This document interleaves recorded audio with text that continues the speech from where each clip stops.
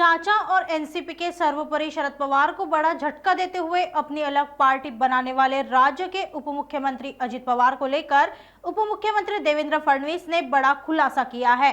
आज संभाजीनगर में बोलते हुए फडणवीस ने कहा कि शरद पवार सुप्रिया सुले को अपना राजनीतिक वारिस घोषित करना चाहते थे, इसलिए अजित पवार बाहर हो गए। ते तर स्पष्टच आहे। त्यात त्यांनी जे सांगितलं काय आश्चर्य आहे का?